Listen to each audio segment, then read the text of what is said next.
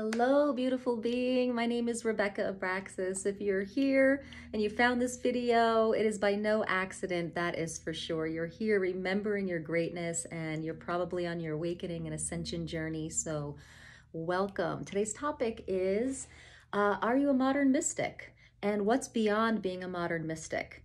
So let's dive in. I have 10 things for you today that are really going to clarify some things for you. Now, I considered myself a modern mystic for a long time. I remember listening to a video of Carolyn Meese and about being a modern mystic and how what we are doing on the planet is bringing in light and source energy and having our bodies activate in it, integrate with it, light up with it, and then being source energy on the planet and lighting up and raising the vibration on the planet. Now, I looked up the word modern mystic recently because I had a question about it.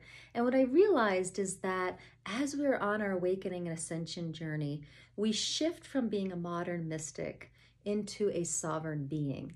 And I wanted to share with you 10 things today. So first, I'm going to give you the 10 things as a modern mystic and how they relate to being a sovereign being. So you'll start to notice yourself shifting. Now, the title of this video is Tarot Cards, Angel Cards, and Crystals, No More, right? The thing is, guys, we don't necessarily require those things, or even they become a distraction actually for us in our awakening journey when we start to make the shift from modern mystic to sovereign being. So let me dive into these 10 things. You ready? All right, first I want to start with what the internet said about what a modern mystic is. I'm just going to read that to you. A modern mystic: a person who claims or believes in the possibility of attaining insight into mysterious, transcending, ordinary human knowledge, as by direct communication with divine or immediate intuition in a state of spiritual ecstasy, or a person initiated into a religious mystery. All right, so that is some definitions that I found online. So basically, you are a modern mystic if you are these 10 things. Then I'm going to relate them to the things of a sovereign being. So number 1 is you are a modern mystic if you have an open mind. Number 2, if you are a seeker. Number 3, if you're self-aware. Number 4, if you embrace ancient wisdom. Number 5, you rejuvenate your energy field. Number 6, believe in interconnectedness. Number 7, you have a desire to, I can't read my writing, contribute. There we go. I gotta write better. Contribute. Number 8, you follow the beat to your own drum. You are an unconformist. You buck the system. Number 9, you're attracted to anything mystical or metaphysical. And number 10, you live a spiritual experience. You live for spiritual experiences. Okay, so those are the 10 things. And you're probably like, yeah, that's me. I'm on my awakening journey. What else is there? So you might start to notice that you're starting to shift and you're doing things differently. And you might notice that you're not reaching for the book anymore. You want to kind of know what's in here, like what you know. You may be reaching out, like you may have been wanting to reach out here for information and now you are curious about what's in here. That's the big shift that's happening. So I'm going to go over these 10 things one by one and let you know what that means when you're shifting into being a sovereign being. So number 1, open mind. An open mind, yes, leads you into, as a sovereign being, a sovereign connection.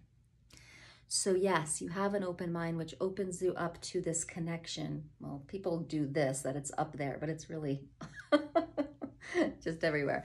That you're sovereignly connected just to your source self. So open mind leads to that. Number 2 is, yes, Our seeking in our awakening journey, being a seeker leads us into being a knower. Okay, we're seeking, right? I can't even tell you how much seeking I've done in my life since I've been a little girl. Seeking out here. When you become a sovereign being, when you switch into that sovereign being state, you just have a knowing. There's no more seeking out here. You just know. Number 3, self-aware. This self-awareness leads to a witness. Let's witness what's okay. Witness what and who. Okay, so when you become self-aware, that leads to having a very strong witness of what's someone else's and what's not you. Like, so it's a really cool thing. Self-awareness, when you start to have a strong witness of like, oh, look at me doing that. Oh, I'm having this emotion. Oh, I'm doing this. When you become a sovereign being, you start to really see that a lot of what you've been self-aware of is not even yours, okay? And you can return that to the collective or to the light of source, whatever you want to do, but it is not yours to work through anymore. So that's the difference there. Number 4 is embrace ancient wisdom. Right now, as a sovereign being, you don't necessarily embrace ancient wisdom anymore. You embrace source wisdom. You're in the now moment. So going into ancient practices or ancient knowing isn't of the now right now. So you have a now knowing, and you actually really don't have to go into ancient wisdom anymore. Number 5, rejuvenate your energy field. Yes, and that leads us into that knowing of our vibrational reality. So what do? We sustain vibration. So instead of constantly rejuvenating our energy field and clearing, we just have to expand and raise our vibration. So it's a little shift. If we raise our vibration, kind of everything else is taken care of. Number 6, believe in the interconnectedness. Okay, what did I write here? That turns into eventually one all on different projects. Oh, okay, so this is interesting. We believe in the interconnectedness. There is an allness and there is a oneness. There is a broad consciousness that we all are. Are all of us raising at the same time to source energy, to know? Or do we all have different projects, energetic, vibrational projects that we're part of? Yes. So we all have kind of different missions and different vibrational projects and different things that we are working with. So yes, we have this interconnectedness. However, I don't think it's as one as we believe. Okay, so there's other things happening that we start to become aware of as the veils just lift and lift off of us. We become aware that it's not as simple as we're just all one. In the cosmic level, way beyond all all definition, yes, we are. All right, so interconnected. Number 7, you have a desire to contribute. Yes, that leads us into going into vibrationally who can really hear what we're saying. So we want to contribute. So a good example is when I was doing a lot of Reiki, I just wanted to offer Reiki to everybody. I wanted to, I could offer Reiki to anybody who was going through anything. But then we, as a sovereign being, we start to become selective and seeing who can receive our contribution. Who's ready for the vibration that we are offering, right? So it's kind of becomes more selective. You really niche down as you become a sovereign being, interestingly enough. You would think it would be the opposite way, but it is not. You have a desire to contribute, and it turns into you select to who you can relate to and who you will give to and offer to, because not everyone can hear your message. Like literally, people can't even see you at certain times when you're a sovereign being and you're vibrating at a certain level. Some people can't not even see you. You're on different timelines, you're vibrating differently. I have so many experiences where I feel like I'm invisible to people. Like literally, like I've even experimented. And so that happens. It's interesting. Let's see, number 8, you do not conform and you buck the system. You follow the beat of your own drum. Yes, as a modern mystic, that's what we do. However, when you become a sovereign being, when you shift into sovereignty, you ultimately allow and walk. Let's see, I wish I could read my writing. Walk. Okay, so ultimately you are an allowance of everyone's choices. They may not work for you, but you're an allowance of all of them. Okay, so sometimes as a modern mystic, we're still in polarity. We're still bucking the system, saying this is not okay. This is right.